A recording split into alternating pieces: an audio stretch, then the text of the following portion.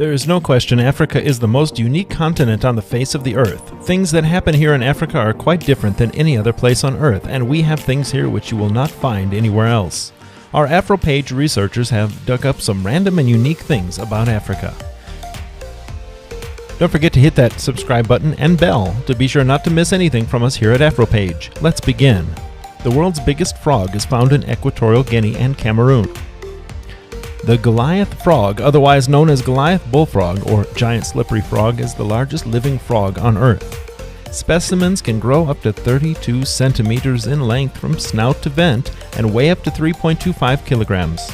This species has a relatively small habitat range in Cameroon and Equatorial Guinea. However, the Goliath frog's numbers are dwindling due to habitat destruction and its collection for food and the pet trade. Africa and Europe are separated by less than 9 miles at the Strait of Gibraltar, which separates Spain from Morocco.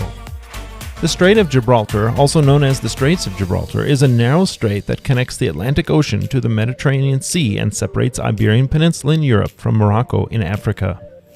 The two continents are separated by 13 kilometers of ocean at the strait's narrowest point between Point Maracay in Spain and Point Ceres in Morocco. The strait's depth ranges between 300 and 900 meters. Ferries cross between the two continents every day in as little as 35 minutes. Part of the northern coast of the strait lies within Spain's El Estrecho National Park. Efforts have been made to make transportation of people and goods between the two continents easier in recent years.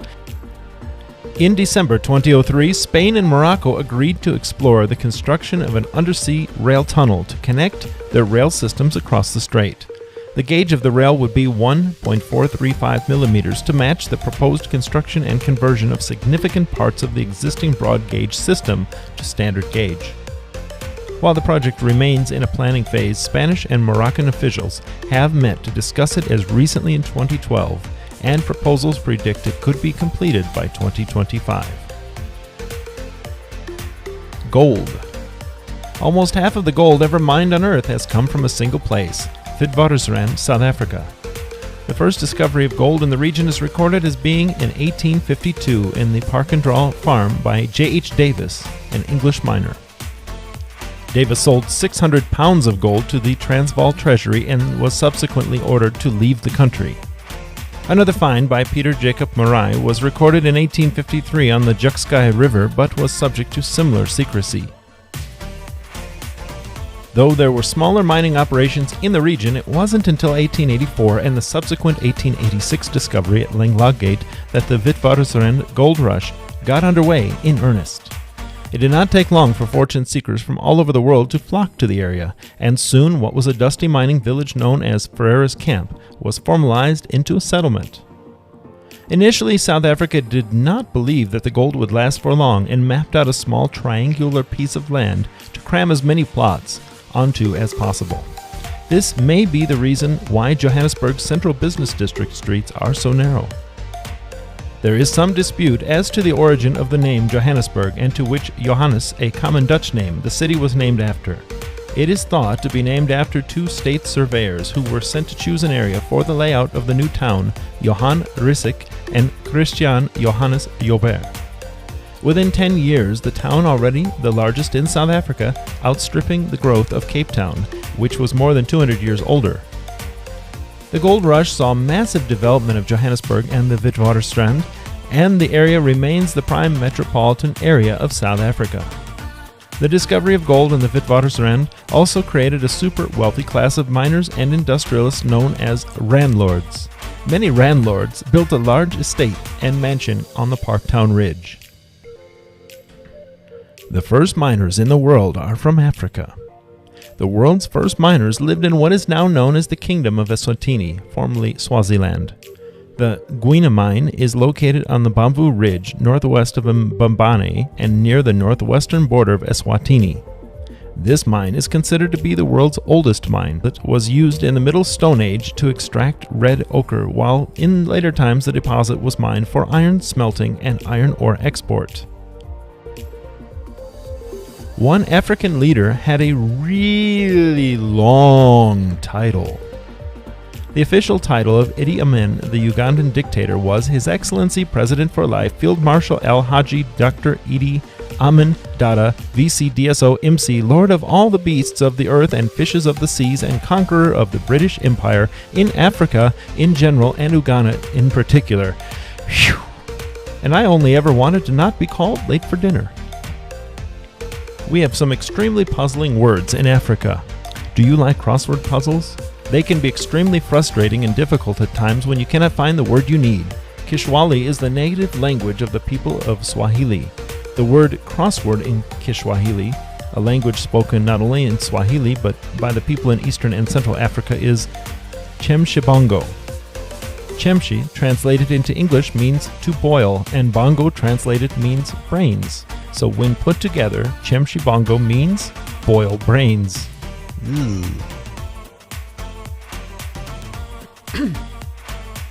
Well, we're allowed to do some strange things to our cars in Africa. Southern California, especially Los Angeles or LA, is known for people turning their cars into lowriders. That's cute.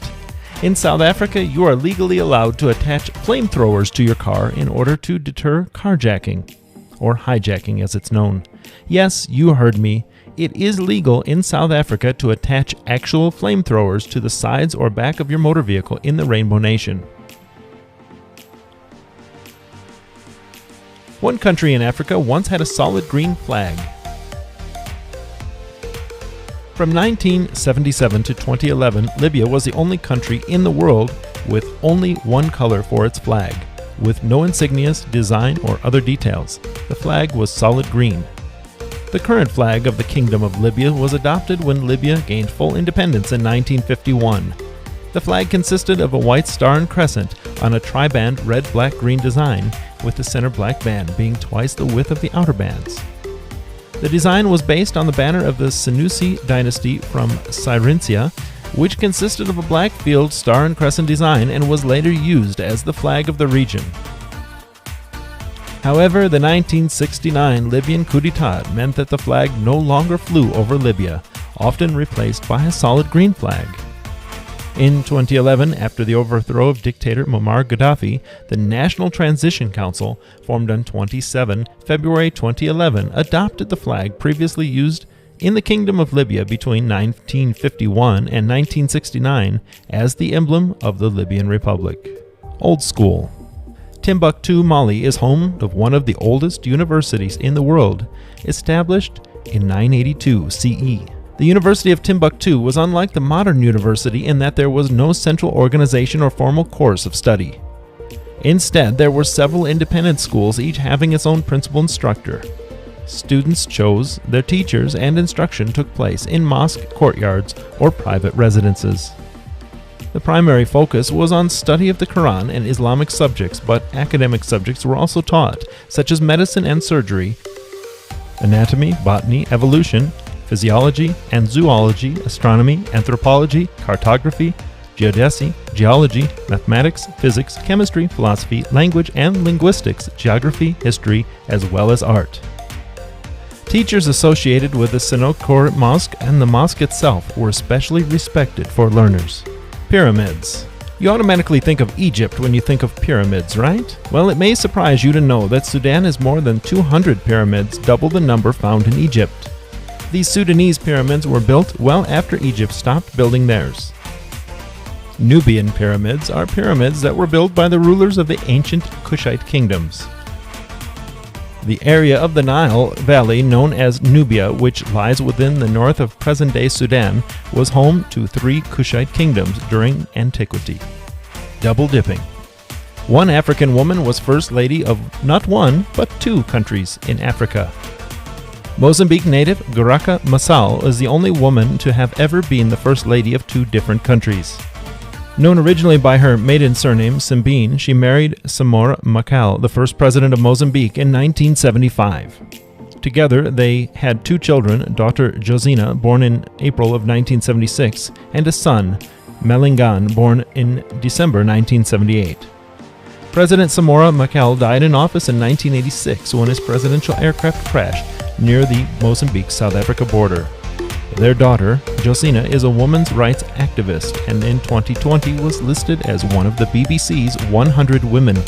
Later in life, Graca Machel married Nelson Mandela, who at the time of their marriage in 1998 was serving as the Republic of South Africa's first post-apartheid democratically elected president. Well, that brings us to the end of our list of things that make Africa truly unique. What makes Africa unique for you? Do you know any cool things that we did not include in this list? Let me know in the comments below. Don't forget to give this video a like, and while you're at it, hit the subscribe button as well as the bell to be notified when Afropage releases a new video. Don't go anywhere, we have plenty more great videos like this one waiting for you. Here's one I think you might like. Enjoy!